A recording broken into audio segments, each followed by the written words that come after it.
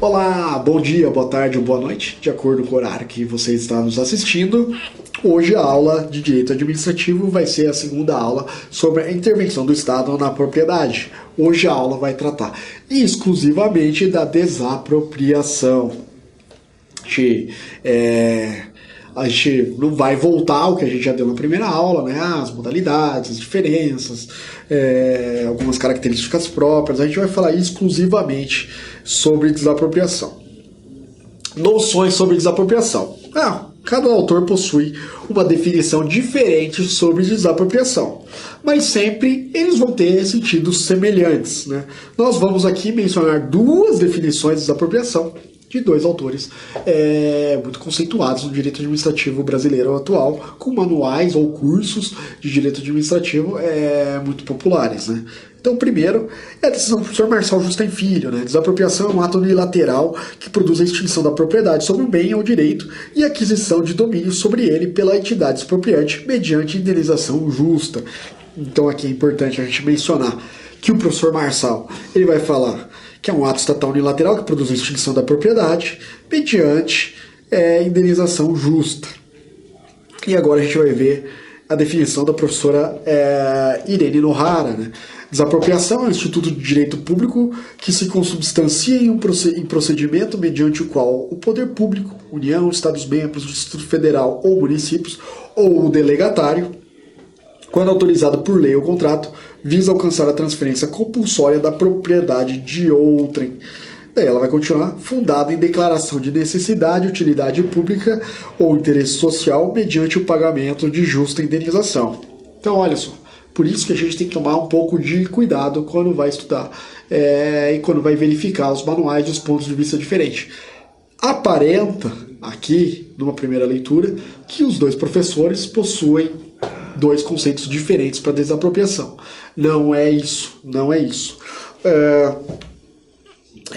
As definições, elas são distintas porque o professor Marçal ele vai dar uma definição muito mais abrangente de desapropriação e a professora Irene Nohara, quando ela está definindo desapropriação aqui, ela está definindo aquela desapropriação que alguns autores chegam inclusive a mencionar como desapropriação comum. Muita atenção a isso. Qual é o núcleo, né, dessas duas definições? Que a propriedade vai ser extinta, né, a propriedade particular vai ser extinta, e que o seu domínio vai ser adquirido pela entidade expropriante. Então, por isso que a desapropriação é considerada a modalidade de intervenção na propriedade mais severa, né? Ela aniquila a propriedade do particular. Vamos ver algumas questões, né?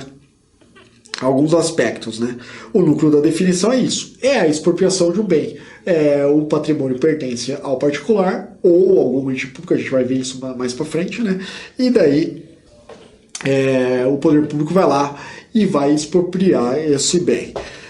Como a gente já viu na aula 1 de intervenção do Estado na propriedade, o Estado não faz isso discricionariamente, ele está vinculado ao que a lei afirma e ele está vinculado ao princípio da proporcionalidade para a escolha da modalidade de intervenção. Qual é a natureza jurídica, né? A natureza jurídica da desapropriação é de procedimento administrativo, é um conjunto de atos, atividades formalizados e produzidos na sequência legal, para que o poder público possa transferir a propriedade para o seu domínio. Lógico que o ato final também, né? Muitos autores vão mencionar esse ato final, mas o ato final ele vem como decorrência de todo um procedimento. Quais bens podem ser desapropriados? Quaisquer bens móveis ou imóveis que possuam valor patrimonial. Então, os bens que por natureza não possuem valor patrimonial, eles não podem ser desapropriados. Quais bens, por exemplo, né? Dinheiro. Dinheiro não pode ser desapropriado. Se a administração quiser dinheiro, ela vai ter que... Ela possui meios para conseguir o dinheiro. Outros direitos personalíssimos, né? A administração pública não pode desapropriar minha honra, né? meu nome, essas questões ela não pode. Então, um bem, para ser desapropriado, ele tem que possuir um valor patrimonial. Um bem desapropriado pode ser bem público? Pode ser bem público, né? Como regra, a administração vai desapropriar bens de particulares, mas pode também desapropriar bens públicos. Qual o problema? O problema é que a desapropriação dos bens públicos ela só vai do maior ente federativo para o menor, né, numa escala. Então a União pode desapropriar bem dos estados e municípios. Os estados podem desapropriar bem do município. E o município não pode desapropriar nem bens dos estados, nem bens da União. Isso acaba dificultando um pouco a vida dos municípios quando eles precisam utilizar um imóvel, desapropriar um imóvel que se pertence à União pelos estados. Se não houver acordo com os demais entes, ele não consegue realizar essa desapropriação. O mesmo não ocorre com a União, que consegue desapropriar os bens que sejam do estado ou dos municípios. Né? Quem pode desapropriar? Os entes federativos, claro, né, a gente está aqui mencionando, né, União, Estado, Distrito Federal, e também aqueles que exercem funções delegadas. Né? Alguns autores mencionam daí a competência condicionada ou incondicionada. Dos entes federativos seria incondicionada, porque eles têm ampla liberdade para desapropriar. Ampla liberdade para desapropriar, guardadas as regras legais, né? Sempre lembrando isso, né? E os demais, aqueles que exercem função delegada, eles têm um poder condicionado. É limitado à autorização expressa na lei o contrato que lhe conferiu tal poder. Atualmente, né, se mencionam diversas modalidades de desapropriação. Alguns autores dividem essas modalidades dentro de algumas espécies de desapropriação. Outros não vão mencionar isso, vão só separar por tópicos, agrupando algumas modalidades de acordo com a denominação que eles utilizam. Normalmente eles já utilizavam essa denominação e surgiu uma nova modalidade. A gente vai estudar todas elas. Fiquem tranquilos, né? Então a gente primeiro começa pela desapropriação, propriamente dita, ou desapropriação comum, que é aquela que possui uma lei geral lá da década de 40, né? Então a desapropriação comum, ela tem o seu fundamento constitucional no artigo 5º, inciso 24. A lei estabelecerá o procedimento para desapropriação por necessidade ou utilidade pública ou por interesse social, mediante justa e prévia indenização em dinheiro, ressalvados os casos previstos na Constituição. Então veja, a própria Constituição ela menciona a possibilidade de desapropriação por necessidade ou utilidade pública ou por interesse social, mediante justa e prévia indenização em dinheiro, guardar aqui em dinheiro, ressalvados os casos previstos na Constituição. Então a própria Constituição que vai trazer as exceções de desapropriação. Essas exceções podem envolver a função dela, né, o fundamento dela, né, a necessidade de utilidade pública, interesse social, e também pode tratar sobre a questão da indenização em dinheiro. A gente vai ver isso em cada uma das modalidades que a gente estudar mais para frente. A desapropriação propriamente dita, a desapropriação comum, essa desapropriação geral, é aquela, então, que é por necessidade ou utilidade pública ou por interesse social, mediante justa e prévia indenização em dinheiro. São duas as normas que regulam essa desapropriação. A Lei 3365 de 1941, que é considerada a Lei Geral de Desapropriação, e a Lei 4132, que versa sobre a desapropriação por interesse social. Para a gente, o que interessa dessas duas normas neste momento, né, em relação ao procedimento, muita coisa vai importar na Lei Geral.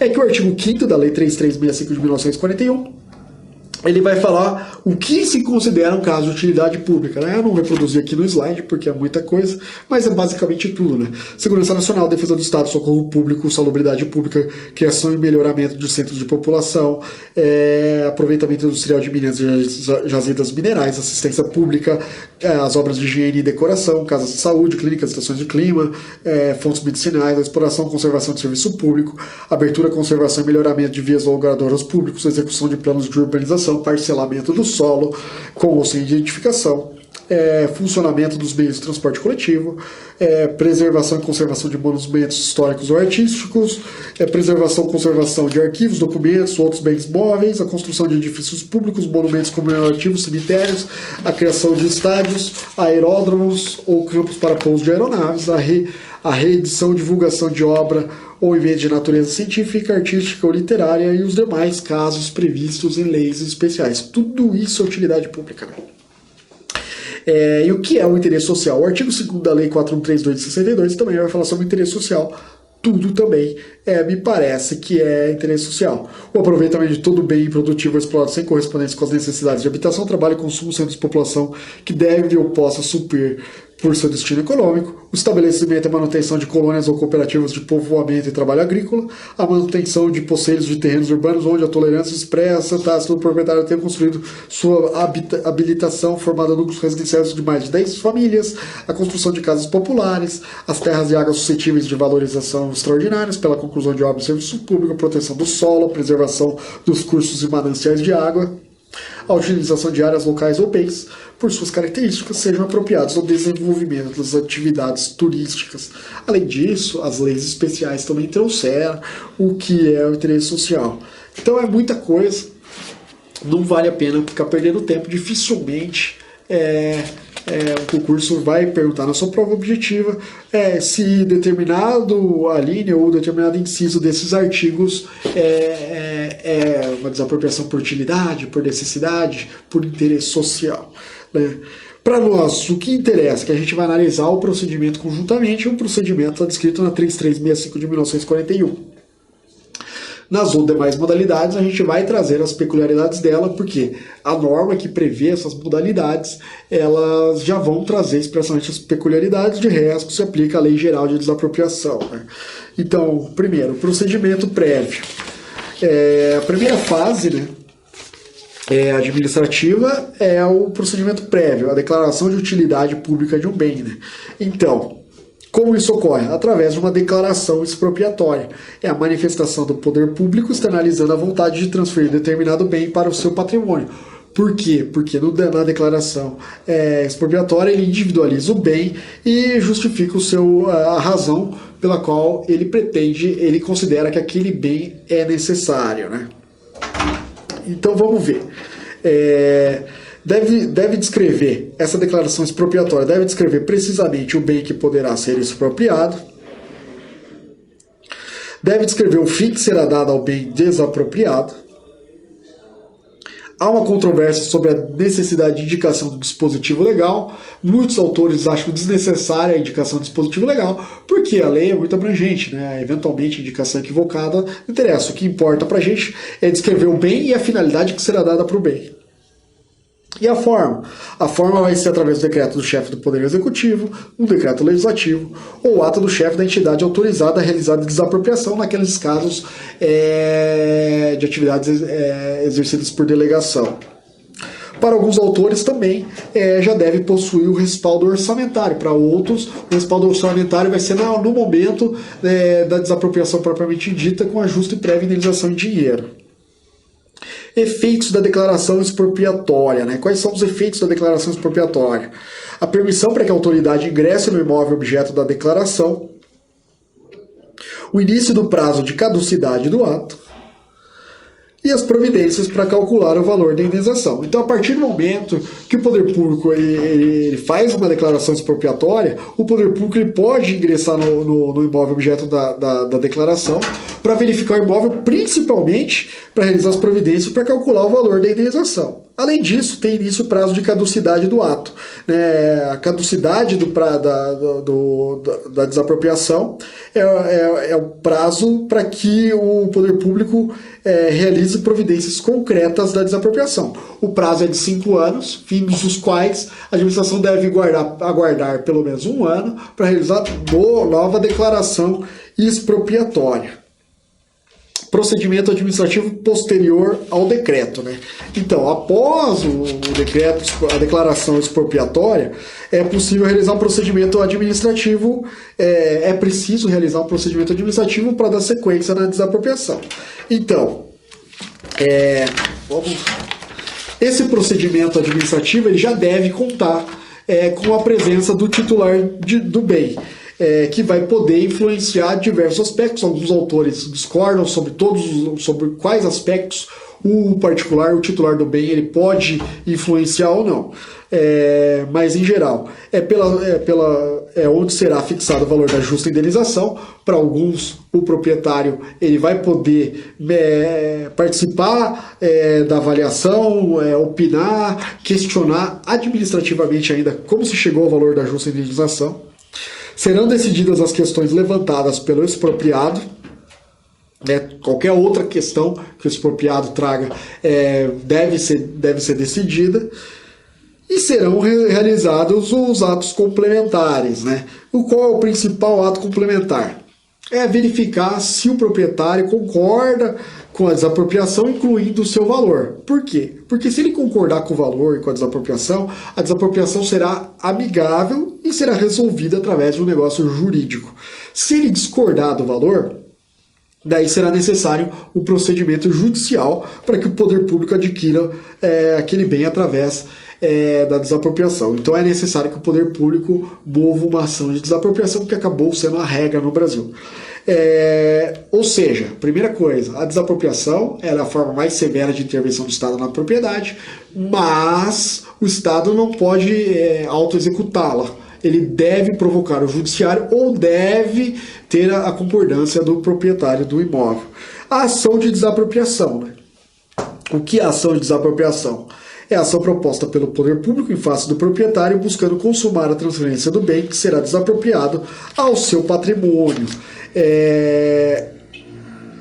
Veja só as questões importantes. Não é porque o Estado está entrando com uma ação de desapropriação que ele não vai ter uma série de privilégios para conseguir realizar essa desapropriação de forma célere. Então, as questões importantes. O Estado ele pode requerer a emissão provisória na posse. Então, logo que ele ajuiza a demanda, ele fala que ele demonstra que a desapropriação é urgente e ele deposita o valor calculado no procedimento administrativo como justa indenização, ele deposita aquele valor em juízo. Veja, independentemente do prosseguimento do processo, processo demorando, caso o titular, o proprietário apresente contestação, o proprietário vai poder retirar até 80% desse valor previamente depositado. Quem justifica a urgência? A urgência pode estar na própria declaração expropriatória ou em qualquer ato administrativo unilateral que seja fundamentado, demonstrando essa urgência para a desapropriação. O juiz só verifica se estão preenchidas as formalidades, inclusive os motivos determinantes, e daí ele pode autorizar a emissão provisória na posse. A contestação do proprietário, ele só pode versar sobre preliminares e sobre o valor da indenização. Qualquer outra questão sobre a desapropriação deve ser discutida em ação própria movida pelo proprietário contra o poder público. Isso é muito interessante porque isso limita muito e dinamiza muito o processo de desapropriação, embora existam muitos processos de desapropriação. A indenização. Veja, a regra a gente viu lá que a Constituição fala que é mediante justa e prévia desapropriação, justa e prévia depósito em dinheiro, pagamento em dinheiro do imóvel desapropriado, do bem desapropriado. Quando o poder público ele entra com a ação de desapropriação, ele só tem a obrigação de ter respaldo orçamentário de fazer o depósito em dinheiro daquele valor que ele considerou em processo administrativo como o valor da justa indenização. Caso haja contestação sobre o valor e a justiça majore esse valor, essa majoração vai ser paga só com créditos inscritos em precatórios pela forma normal de pagamento das dívidas da administração pública. Isso aí tem uma grande relevância, Lembrando também que os honorários advocatícios são fixados só no percentual em relação ao aproveitamento. Então, se, por exemplo, a administração depositou 100, e o proprietário pede 180, mas a justiça dá 120, os honorários advocatícios vão ser calculados só com base naqueles 20, né? Vamos aguardar como vai ficar aí com o novo Código de Processo Civil, embora exista essa lei especial tratando sobre o assunto. Outras questões importantes da desapropriação é o direito de extensão, né? Se a administração pública ela vai desapropriar um imóvel e vai acabar inutilizando o restante do imóvel, tirando o seu proveito econômico, o proprietário pode pedir que a administração inclua essa área remanescente no total da área que vai ser indenizada. É isso que é chamado o direito de extensão. As áreas contíguas, né? A gente até vai mencionar um pouco mais para frente, né? Mas as áreas contíguas, aquela área que vai ser desapropriada, os proprietários tanto podem pedir indenização pelos prejuízos que eles venham a sofrer, como a administração pode incorporá-las no objeto que vai ser desapropriado, caso haja uma valorização extraordinária.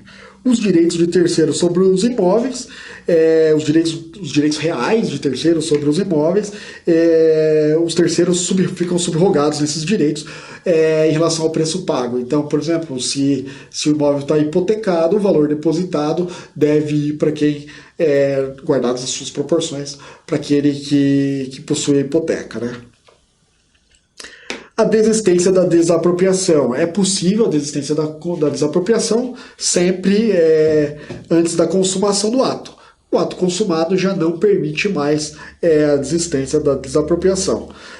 Também, além de ser antes da consumação do ato, é necessário que desapareçam os motivos que fundamentavam a desapropriação. Se a desapropriação for provisória, o bem é devolvido e, de qualquer modo, o poder público indeniza o proprietário dos prejuízos que ele sofreu com o procedimento da desapropriação. Agora a gente vai para as modalidades de desapropriação. A gente dividiu aqui em 4 modalidades: desapropriação por zona, desapropriação urbanística, desapropriação para fins de reforma agrária, desapropriação com fisco.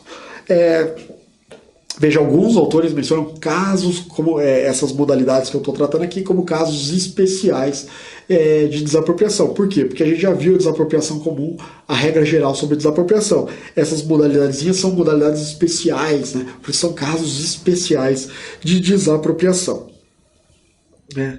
A desapropriação por zona é aquela desapropriação que inclui as áreas contíguas, né? Eu não criei um slide específico para essa hipótese, porque a gente já viu as áreas contíguas que vão estar extraordinariamente valorizadas, o poder público ele já pode incorporar também e realizar então uma desapropriação por zona.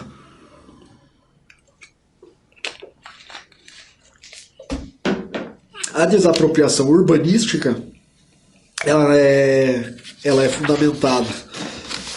Lembrando que as exceções da desapropriação, da regra do artigo 5º que a gente leu, ela tem que estar na Constituição, então tem que ter um fundamento constitucional para essa desapropriação. A desapropriação urbanística tem um fundamento constitucional no artigo 182, parágrafo 4º, que fala que é facultado ao poder público municipal, e aqui a desapropriação urbanística é municipal, mediante lei específica para a área incluída no plano diretor, exigir nos termos da lei do proprietário do solo urbano não edificado, subutilizado ou não utilizado, que promova seu adequado aproveitamento, sob pena sucessivamente de uma das penas é a desapropriação com pagamento mediante títulos da dívida pública. Olha só que severo, né?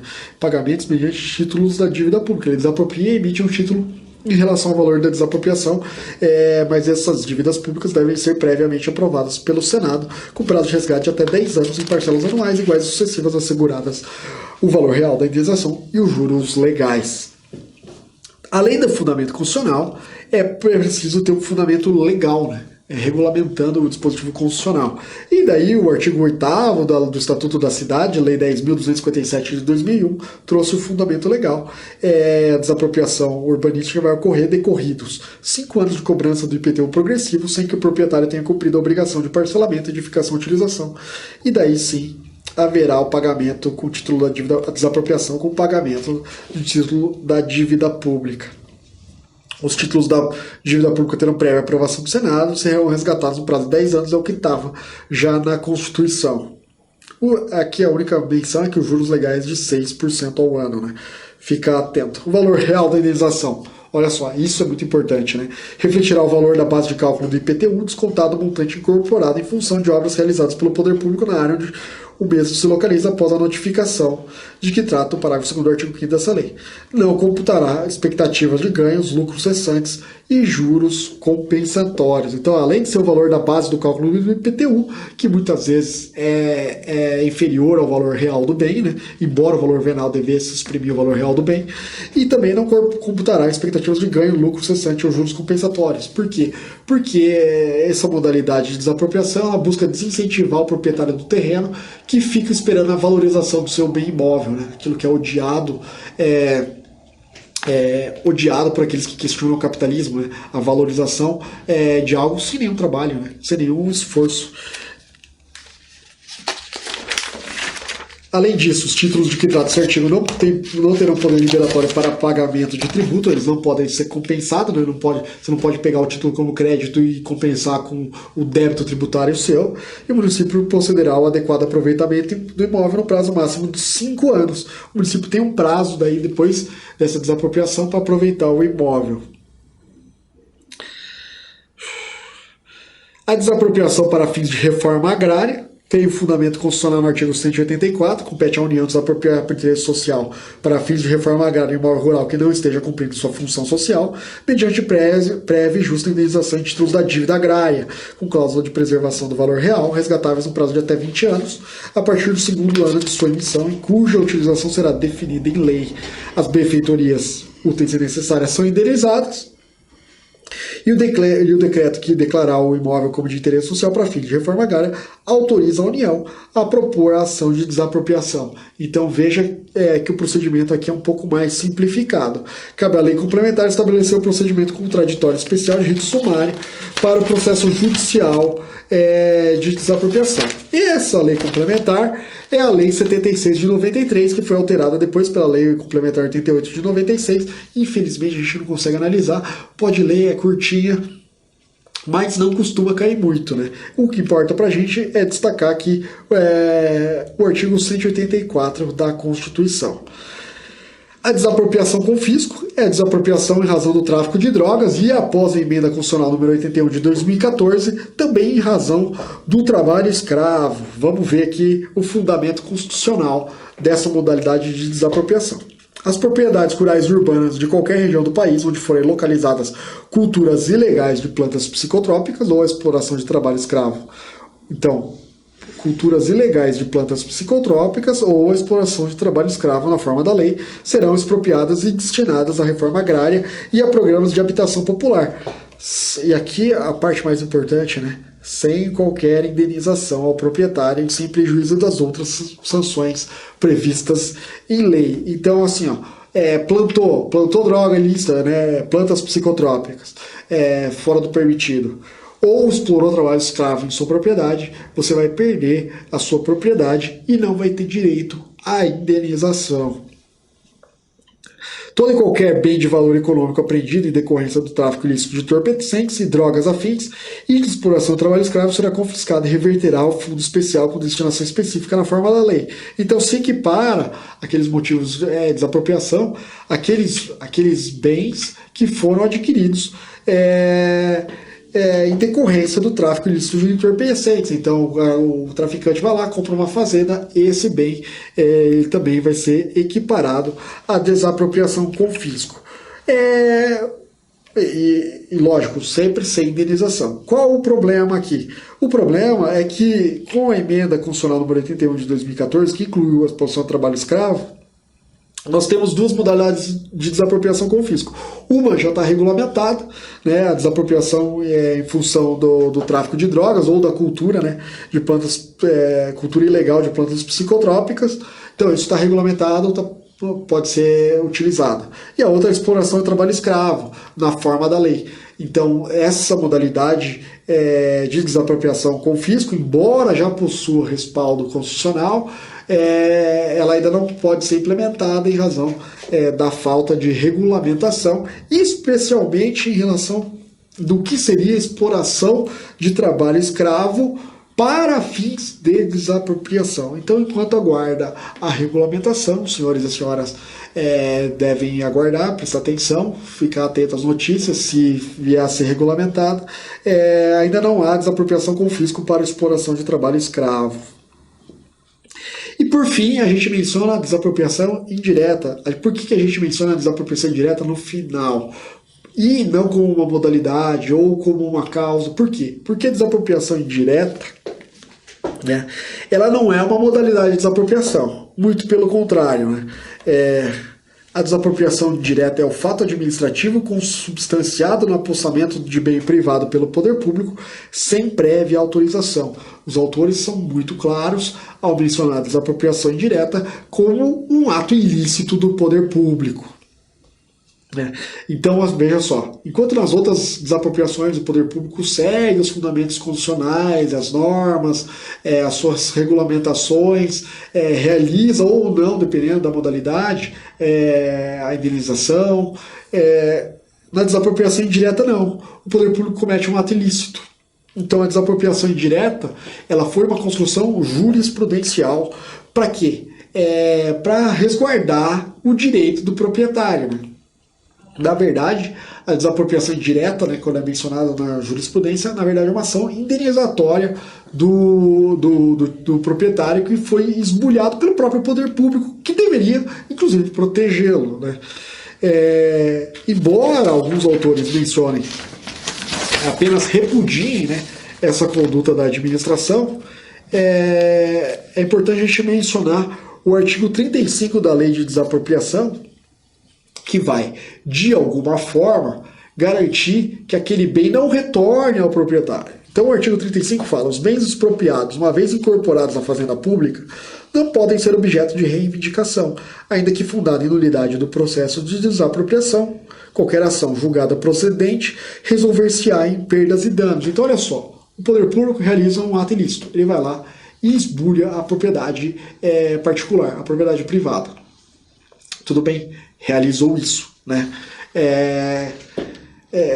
E agora? Agora o proprietário vai buscar ajuda do Poder Judiciário para resolver o seu problema.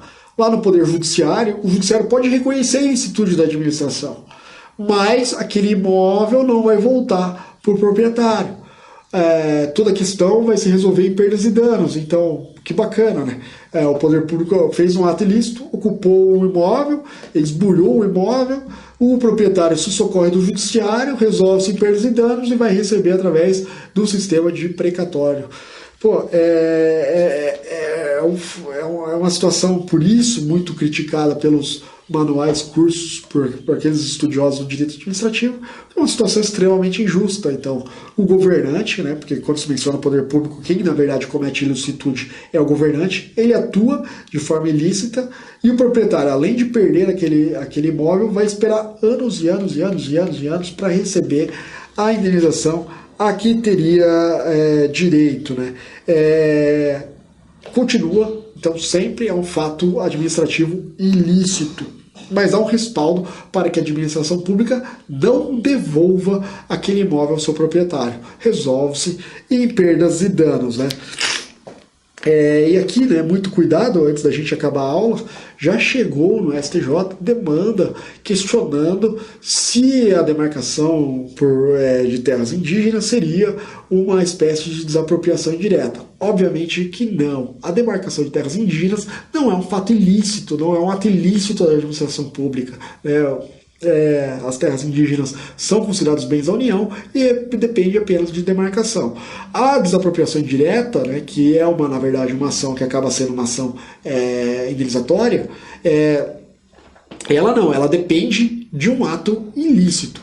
Ficando isso bem claro, né, um pouco corrida, um pouco cansativa essa aula, a gente termina a matéria de intervenção do Estado da propriedade. Espero que os senhores tenham compreendido e que possam acertar as questões sobre a matéria nas provas de concurso. Muito obrigado e até a próxima.